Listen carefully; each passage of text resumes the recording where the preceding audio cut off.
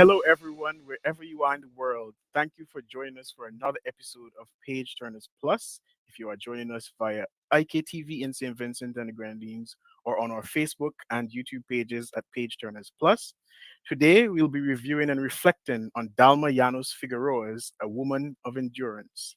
To tell you a bit more about the novel and the author, we have Kesua. Hello.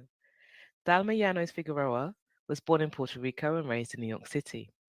She's a product of the Puerto Rican communities on both the island and in the South Bronx. She attended the New York City public school system and received her academic qualifications from the State University of New York at Buffalo and Queens College, City University of New York.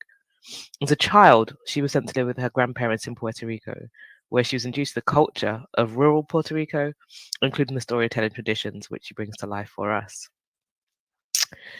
Moving between pre-colonial Nigeria and two vastly different plantations in Puerto Rico, A Woman of Endurance is a sweeping tale of one woman's journey from the edge of death to the happiest version of life, which a black enslaved woman in colonial Puerto Rico can perhaps hope for. Brimming with a cast of fully human characters, A Woman of Endurance is a novel exploring a community of enslaved people trying to survive a crime against humanity with their humanity intact. Thank you very much, Kesua. So I think we could start off where you began in your description of the author and mentioning that she was born in Puerto Rico. And I guess I could ask, since this is our first novel that we're reviewing that was, based in Puerto Rico, did Puerto Rico look new to you through the eyes of the author? Who wants to begin? Kesua, it might be you again. I don't mind jumping in here. Yeah, I think for me, I was really surprised at the blackness of the story she told. She really brings to life a black set of people. It's the way that they talk to each other. It's the stories of Africa. It's the names, the Yetundes and the Yemayas, and excuse me, the various different recognizably kind of African Caribbean things that we see in the story. The drums. I was really surprised. It seems like an obvious thing. Puerto Rico is not a part of the Caribbean I know particularly well, and so the way it felt so very very familiar was a real pleasure, and a different way of viewing what I often think of, perhaps probably mistakenly, as a kind of white American space. Actually, is clearly not. And I'm sorry to all my historian Caribbean friends who were like, I should know that. I should, but I intellectually did. But then that's the power of fiction, isn't it? That what you intellectually know, you kind of viscerally understand. I thought that was a real strength of the novel. Yeah, that is true. Because even studying Caribbean history, many moons ago, the history text in the Caribbean might dedicate a page or two to enslavement in Puerto Rico, and I think often we forget that Puerto Rico at one point was a plantation society, and it is still to this day a colonial society. So I think that's one of the things that I actually appreciated about A Woman of Endurance, that it's actually based in Puerto Rico. It's based in the 19th century, and she gave us an insight into what plantation society and enslavement was like in that society. Because most of the novel takes place after emancipation in the British West Indies, whereas slavery was still ongoing in Puerto Rico for a much longer period than it did in the British West Indies. So I appreciated that aspect of Puerto Rico. I do have some knowledge of the demographics and the different social, how do I put it, social conditions in Puerto Rico at present, and we know of the political implications and political wranglings that go on in Puerto Rico. But I think having a backstory of how this dynamic developed was quite nice coming from this novel. Anyone else wants to get in there? Tony? Well, having said that, it is true that the Puerto Rican version of enslaved people um, at the time of enslavement across the Caribbean was not something that I knew of before. So I agree with that point. But what I can certainly say is that what was told was nothing new.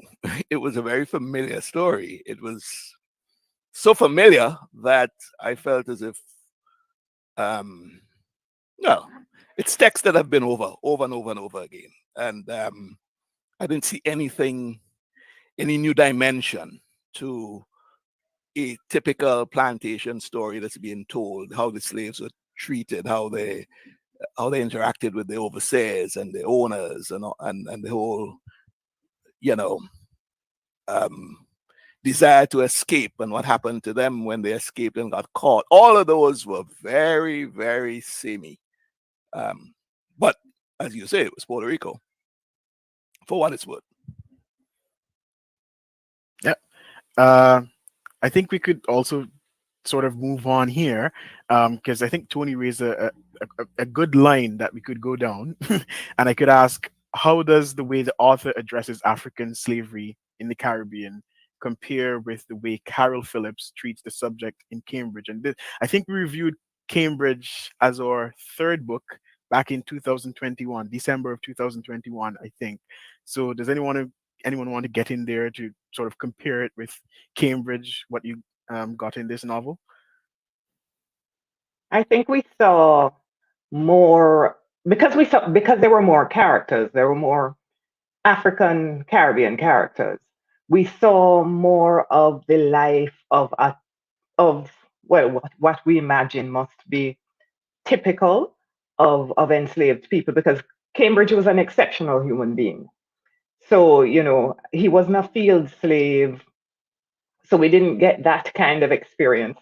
And also, Cambridge was told equally from the perspective of the white enslavers, whereas this was the story of the enslaved. We really didn't, it wasn't told from the perspective of enslavers. So that was a major difference. So I think we saw we got a better picture of what the lives of enslaved people were than Cambridge gave us. And I'd add to that I think that was some of the strength of the novel as well. For me, you're really getting a sense of a whole community. I don't know if anybody else has read The History of Mary Prince. For me, that's the book that I kind of reflected on quite a lot. Have you? I've read it, but the one that it made me think of more was Oluwado Equiano. Because you see it when Equiano shows you what enslavement looked like. Even though he again was exceptional, certainly he described conditions. I know, because I paid, of course, I would naturally pay more attention, or a lot of attention, to his experiences in Jamaica and the hell that Jamaica was, because every time he mentions Jamaica, it's like he's describing hell, because he's seen slavery in so many places. But whenever he goes to Jamaica, it's hell. And he always wants to get out very quickly. And this story shows us that hell. Yeah. I think she also uses a term, doesn't she? Describes the ship as a floating hell. She has some really lovely turns of phrase in this novel that really stuck with me, and that was one of them. But I see Casso's point in terms of the story being about the Black community, maybe unlike Cambridge, or what you mentioned, Paula Equiano, where those novels, I think, were focused on an individual. Okay. But Equiano is not a novel, but anyway. Well, not a novel. It's his autobiography or whatever. But it was focused on their individual experience, right? More so than this woman of endurance. All it spoke about, what's her name? the main character. Paula. Right. All it's about her, but a lot of what was going on in the community and the other characters really took front stage a lot of the times. So I could see your point there, Casso. And that's exactly how The History of Mary Prince is. On the one hand, it's her story, but she's constantly telling the story of other enslaved people that she encounters. She's very careful to tell a story of a community, and I think that's something that the two. Obviously, Mary Prince is a true story. It's her version of her real life, but that, I think, is why it's perhaps a like for like, not like for like, but a good counterpoint, because I think it's a fictionalized version of a life that I've seen vaguely before in The Story of Mary Prince. I also wanted to say that I don't know of any other novels that kind of imagine the life of enslaved people who kind of are born in Africa and have a very strong sense of themselves as Africans, and then die enslaved, we imagine, because of when abolition happens. Does anybody else know any others? Because I think it's really well done. It's the story that Well, Roots by Alex Haley. I mean, that's an obvious one. Sorry, I meant in the Caribbean. No, I can't think of another Caribbean one. No. Yeah, I agree there. I can't think of another one, but I suppose we could also shift because I like the progression of this conversation. And one thing that I really want to address was how does the author demonstrate the power dynamics of Hacienda Las Mercedes or Mercedes? Sorry for my Spanish, but I don't know if anyone wants to jump in there, but I guess I could start by saying that it was a bit strange how it was portrayed in the novel in terms of the power dynamics. And I know that from reading actual historical accounts and historical texts, you do have the different, what I would call, categories of enslaved people on the plantation who would enjoy a bit more leeway, or I definitely wouldn't say freedom, enjoy a bit more leeway in their daily activities than others. But something about this text, I don't know, maybe I should ask the historian here because I haven't studied history for a long time. Something about the power dynamic on the plantation just seemed unrealistic. So I don't know if Kessewa wants to add an opinion to that, or anyone on the panel for that matter. I low-key think Paula's more of a historian of slavery than I am, to be honest. I'm such a but I will try. I found the opposite to be true. I actually found it a really realistic portrayal as how from the little bit I know of how power dynamics play out between people. What particularly did you find really unrealistic? Because I found that it's quite easy to imagine that, for example, the woman is really in charge, but the man is kind of the figurehead, and he's the one that goes to the banks and asks for loans. But actually, the mistress is in charge of the day-to-day life, because we see women be heads of homes like that. That isn't a crazy portrayal to me. I can see that. To have a master, and I'm going to start with the white people because I think that's some of the unusual portrayals most in some ways. A master who imagines himself to be the good master, who's kind and generous. It's not like his father, who was this tyrant and terrible, and we all shudder at the memory of him. He's a good master, and he takes great pride in that master, but keeps around someone we know to be an absolute sadist, right? In the form of Romero, the overseer, and he keeps him around. And at the point where someone tries to leave, the good master meets out the most terrible punishment. The good master is not above the sadism, applying sadism when he deems it necessary, right? But isn't that is not at all unrealistic? No, that's my point. I think that, right. I think, although that's exactly my point, I think it is quite realistically drawn. It seems like it should be fiction, but it feels very truthful, actually. I think a lot of the way that she describes people, the character of Celestina, you've got these kind of 4 Black women characters who are kind of in charge of the plantation, really, in some ways.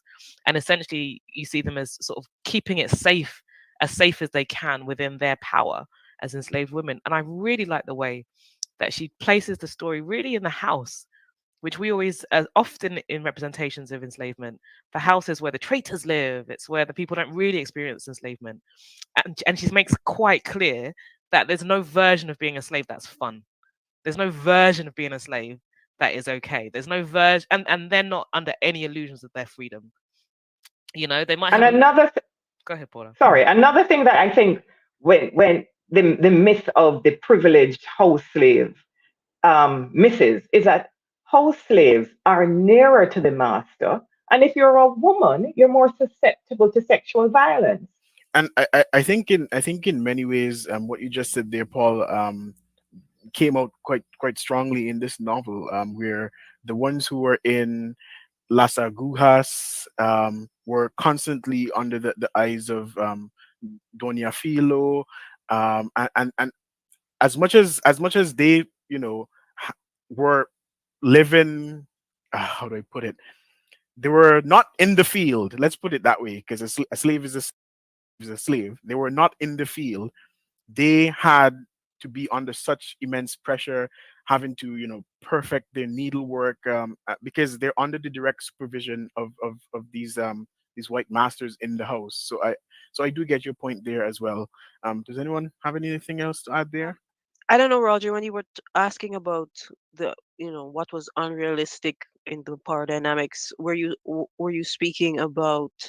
I immediately thought about the relationships between the slaves. I wasn't thinking so much about what was going on with the masters. I mean, I think those power dynamics were obviously as they are, but I did feel like some of the relationships between the different, I guess, groups of slaves seemed unrealistic to me. You know, In what way? just like I feel like I don't know, Celestina didn't strike me as a very realistic character. Really? She was the most realistic of the lot. The one who thinks that she's better than the others and she's got a different outcome for life. The one who chooses pain. And oh no, she was definitely realistic, man. We know her now. Since we're talking about Celestina, let me just put in here that I'm very uncomfortable with the fact that um, she was a villain, and I thought she was because she is an albino, and albino people have enough problems in this world. I'm very, very uncomfortable with the fact that we have this albino villain. I mean, I'm not saying the author doesn't have the right to do what she wishes to do as an artist, but because of we know the problems albino people have, it really made me very worried about that. Yeah, I agree. I felt very uncomfortable with that depiction of her. And I think that's part of the reason why I felt that whole I don't know, just I don't know. I mean, at that point in time, I'm wondering, you know, would she have actually gotten to where, the position that she held as an albino? Would that have actually happened? But but then in the novel, they classified Celestina as, whiter than the whites. And I mean, I suppose in the ignorance of the sort of pre-scientific period of the 19th century, that could pass. But I was a bit confused by that characterization in the No, novel. I don't think the novel characterized her that way. I think she characterized herself that way. Ah. That's how she perceived herself, Mhm. and that's what she told the other enslaved people that she was. I don't think it was meant to suggest that the whites considered her um, some a kind of almost unequal because she had no pigment. I don't think so at all. Another thing too about the villains. I thought that the villains were one dimensional. Um, Romero was just a villain, nothing redeeming about him. Celestina, again, the field slave villain. What was her name again? Letitia. Yeah, Yeah, or Leticia Leticia. Lamula. Leticia Yes. Lamula. Yeah, Yeah. I thought that the villains were one dimensional. We got no backstory to suggest that this is what made them. Well, of course, Leticia is a field slave, but then there were other field slaves who were not villains. So I thought that was for me a weakness in the story that the villains were so one dimensional. I think Don Thomas was more of a villain than you're giving credit for. I thought he was a really interesting villain character because did I understand? I thought there was a suggestion that he was a pedophile. Don Not a Thomas was the pedophile, but overseer. he was a no. Don No, Thomas was the he was a master. Oh, he he was was the a rapist. master. He was a rapist, but He was not a a He was the rapist, master. pedophile. not Yes, a yes, yes. pedophile. Yeah, not a I pedophile. wasn't sure about the age of. Is it the fella the name of the daughter? Fela. Yeah, I Yeah. wasn't sure about her age, and if but the suggestion was that I would like to talk a little bit about that character because I got the impression that maybe she'd been groomed or that she was in love with him. There was a suggestion of consent in their relationship. She's waiting No. for him anxiously. Was that not? Fela was a new enslaved person. She was new to the plantation.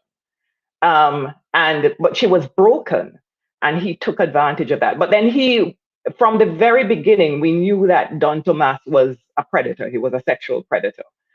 So his marriage to Doña what was her name? Filomena. Philomena. Filomena. that was a marriage of convenience. So yeah, that is about it. But But it's on so the interesting. point of Fela, I'm not sure if any of the questions Rolji has for us will cover. I felt that there were a lot of side characters that dropped in and dropped out of the story without any kind of development, like Fela, for example, and that just kind of made everything feel very disjointed to me. I don't know if anyone else had that impression. There were so many little vignettes that were threaded throughout the book, which I couldn't understand like what exact purpose they were serving, or I felt that the purpose they were serving could have been done in a different way without introducing so many things that kind of came in and then disappeared and then were like never mentioned again.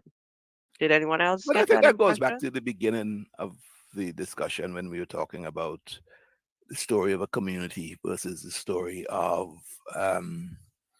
this main character. Clearly, the novel had a main character, but as we said in the beginning, a lot of the story was told about the lives of, well, not the lives, but what happened with these people on this plantation. So a lot of them, what you call vignettes, were people just thrown into the spotlight and thrown back out. I think to complete that sort of way of telling the story about the community.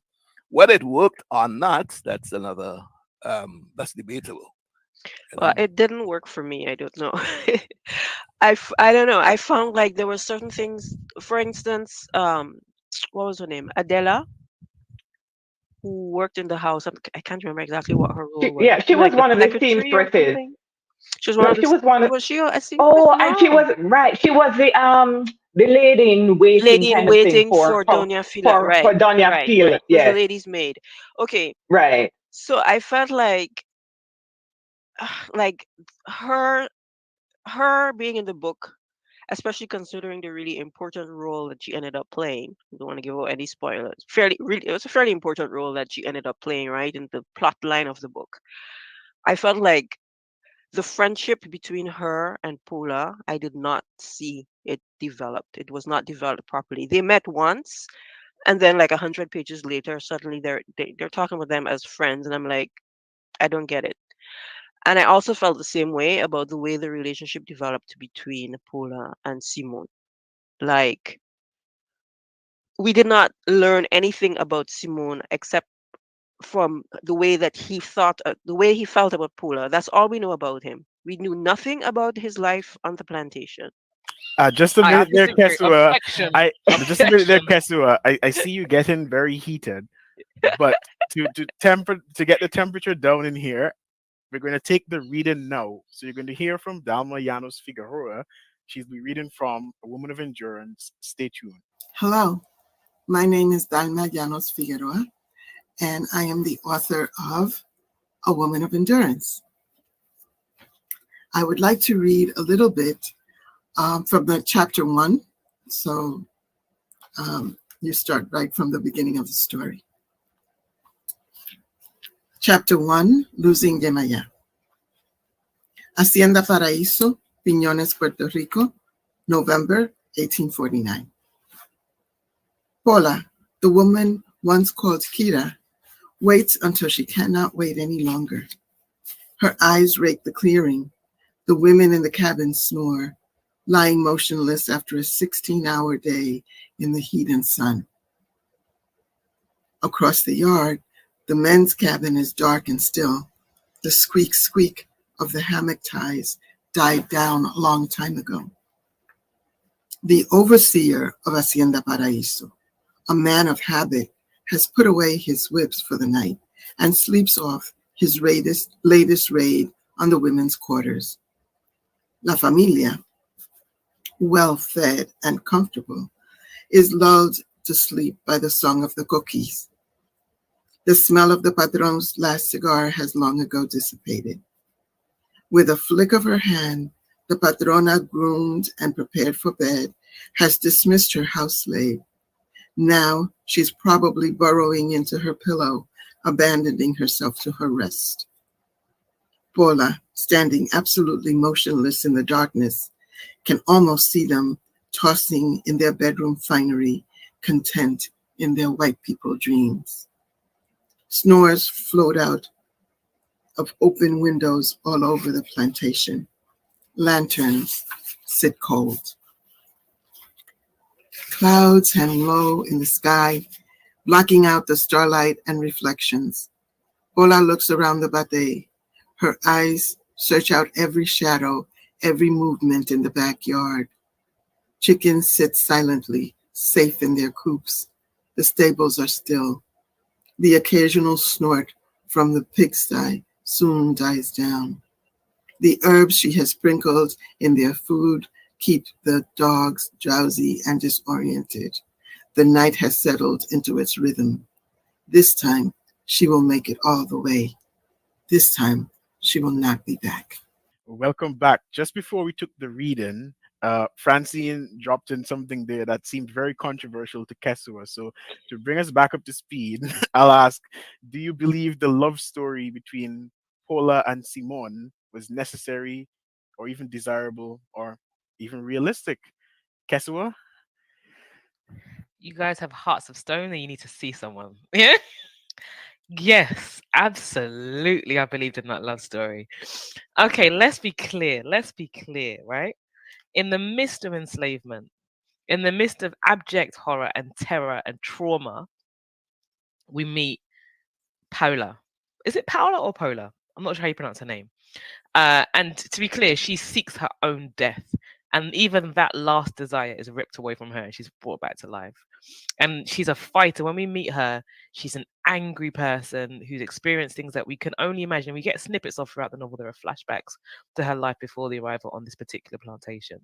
And what we see is horrible. It's quite and I one thing I love about the novel, one thing I really love about the novel is the way that the author is quite clear that this is a system which is brutal in horrible, terrible ways.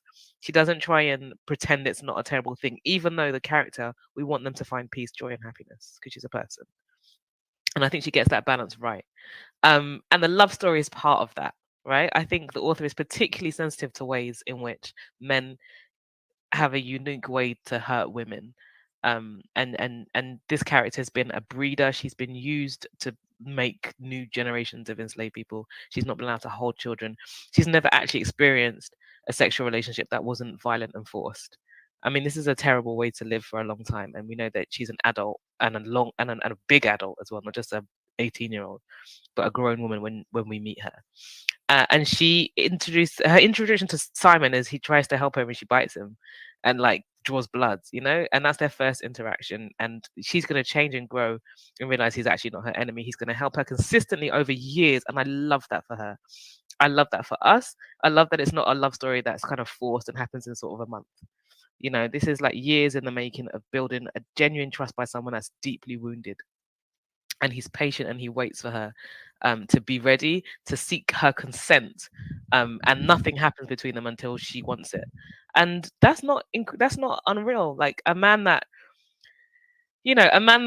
is sensitive to the woman that he's interested in will do that. I don't think that's a crazy Well, unrealistic thing. I think wouldn't he's say it's- chosen her and I wouldn't say likes it's her fiery spirit, and that's what happened. unrealistic, but it's highly exceptional.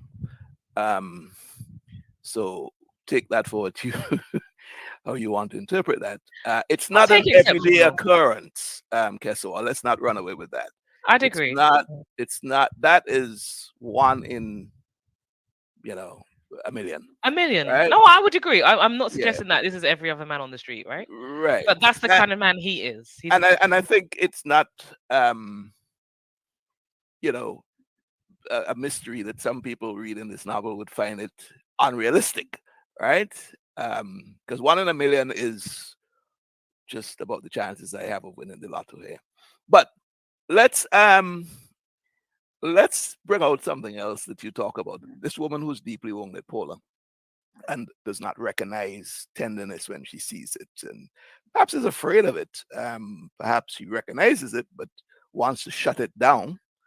And let's bring that to the modern context. Isn't that, and y'all please don't show off my head. Isn't that what the notion of this angry black woman is today? Um, where it, uh, bear me out, Kesso. I see you frowning already. Where um, you have women who are aggressive seemingly, even when there are tender overtures being made, and this is what I know Roger is going to back me up here, but I'm speaking as the man in the panel, where men tend to feel shut down. What's the reason? Why is this woman not recognizing my tenderness? And is it because of the hurt, the generational hurt that she carries with her? Okay, that's the point I want to lob up into the air. One word I have for that is trauma. Um, that's all I could offer to that, trauma. I don't know who wants to get in here. Well, I I can. think that Oh, um what we can see, like you said, like I mean, I agree with you, Tony, that that's and the reason why Simone is great is because he understands why Paula is like that, and that's why he's decided to, wait for her to be the one to decide that yes, she wants to be with him, because he does understand the pain and the trauma, and I mean, and that's excellent. Um, and but to my previous point, I wasn't suggesting that the love story was unrealistic. That was not at all. I think obviously human beings under any conditions, we want love, we seek love, we find love. Yes, that's enslaved people fell in love. This happened. This is true. My point about Simon was that I felt like we did not get to know him enough. There was not enough about him in the story, what his daily life was like. The only way we knew Simone was through his thoughts about Paula and his interactions with Paula. We have absolutely no information about what his daily life was like on the plantation, where he worked in the field. But I would have liked to have more of Simone's perspective in the book of his life on the plantation, not just him thinking about how much he loves Paula and is waiting for her to come to him. I felt that was, to me, that was unrealistic isn't the right word. I felt that was one of the plot points, the plot holes in the novel, the weaknesses of the novel, the fact that he was a really important character and we didn't I don't feel like we really got to know him properly. I support that because not you, Francine. I support the author's choice. Because I think that's a feminist choice, right? That you only see the man through the eyes of the woman. Like it's a reversal of the male gaze. Like you do get to see him, and actually it does change towards the end of the novel when we discover that he can read and write in several languages, right? When we see him work in a different context, we get to explore him, and we get to explore him at the point where Pola is taken seriously who he is. I think it's because it's her trajectory that we follow. We don't learn more about him until she's interested in learning more about him. So I don't But think we it's learned so much more about other people. because she's not safe around men. She's not safe Uh, around men. She doesn't feel secure around men. So we learn about all the different women. We learn about the three older women that are kind of like grandmother figures, or kind of who look after mother figures. We learn about the interactions between the women in the needlework office. We learn so much about the space that she inhabits and the community that she lives in. But we don't learn more about any of the men until she's ready to reveal it, until Pola's ready to engage with them. I think that's what's happening. Personally, I mean, I'm not the author, but that was how I read it. But I agree with you, Keswa, to a certain extent, because I found that the first 270 something pages of the novel captured exactly what you said, but then it took such a turn in the end for me where suddenly Simon is the greatest thing since sliced bread on the plantation, and he gets all his desires. Suddenly, Don Tomas realizes this is such a valuable man, and he wants him to know, I don't want to reveal too much, but start a new industry for the plantation. I don't know if I want to reveal this, but there's a marriage and a huge celebration, and I found in the end Simone won more than Paula did, and that's an issue that I had, where you dedicate such a huge chunk of the novel to sort of showing the feminine power of or just showing woman power and dedicating so much of the novel to the experiences of women, and then the ending just sorts of sort of fell flat, and suddenly a man is winning. Look at what he lost to win what he won, though, right? Because actually, he lost a lot because of Polar, right? He lost so much of what had been important or what had made him valuable prior because of Polar, and he lost that because of, well, Romero primarily, but because Romero was looking for Paula, right? And so even when he wins, and I think it's really, I think, and this is what I think is magical in this novel. I'll say it magical, is that Polar is only able really to engage with him, to really trust him in some ways, when he is physically incapable of dominating her. That is the point at which she's ready to kind of engage with him fully, and she's safe around him, because she knows he can't do anything. So you He's see, as a man, absolutely incapacitated. I find that a little disturbing as a man, because As a woman, if- I agree with you. I if, find that if that's that what a man has to disturbing go as to- through to finally win a woman's love, then if that's the brand of feminism, or that's what feminism is about, well, it ain't going nowhere with me. What is this? I mean, It's not about all women all the time. It's about this particular woman and what she has experienced. No, I this think man almost he, lost his life, and still, even then, she wasn't being convinced. You know. Yeah, I I agree with just find Tony, that because I disturbing. feel like there was so much else that he did to demonstrate that he was not a threat. You know, why did it have to come? Why did it have to come to the point where he was completely physically incapable of harming her for her to suddenly realize it? He became a pet. He He had to become a demonstrated pet in the end, over you and know? over that he was not a threat to her, and he was here to help her. Helped her with the most important thing she had found at the plantation, like and yet she was still. but that speaks to her level But of that's trauma. trauma. That's Yes, trauma. I get that it's trauma. I get it. It's, yeah, but still, I can understand her still, having Paul, that Francine, reaction. Like, No, that's a trauma. that reaction. You know what I that, find that interesting is that reaction we to can Romero. justify. That reaction to Romero. Mm. I get it. What I find I don't interesting, know. Kesso, is that we could justify trauma when it relates to a woman's trauma, but the men, and as Francine was saying, I No, don't but that's know. how trauma works, Tony. You don't think. But these guys are traumatized as well, and that's part of the reason why.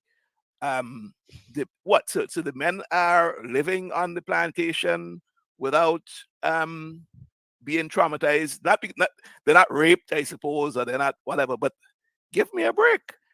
Men have their fair share of I trauma. don't understand. No, I don't understand what the objection is here, Tony, because I a traumatized person does not. I mean, if you've experienced trauma, and I've experienced lots of trauma, so maybe I should speak personally.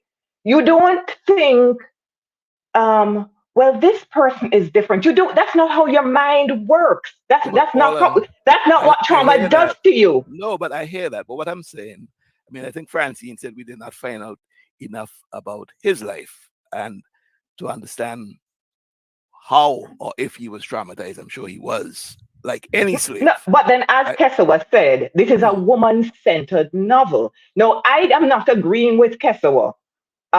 With Kesawa's take on well, what I thought was Kesawa's take on know that he is physically incapable of harming her. I think that's toxic feminism, Kesawa. If that is your feminism, you and I are going to fall out because that's toxic. But I don't see the difficulty in understanding that somebody who has experienced intense trauma can trust no one, no matter how kind they are. And you're on mute, Tony. But so while you are, I'll take advantage of saying, I want to be clear. I'm not saying that a man has to be incapacitated for a woman to be able to trust him. That's not what I'm saying. I'm saying Paula, because of the level of like harm that she has experienced prior to us meeting her, because of what she has been through, she is not physically, that's not the right word, emotionally stunted. And I think what's really important to remember about the novel is as well, is that she does her, like I said, her and Simone don't get together on day 3 of her day on the arrival at the new plantation. Like she has to do a lot of work on herself. She has to trust the other women She has to trust lots and lots of other people before she gets anywhere near to having a human contact with him. So I think I think that's the journey that she goes on, like that she has to.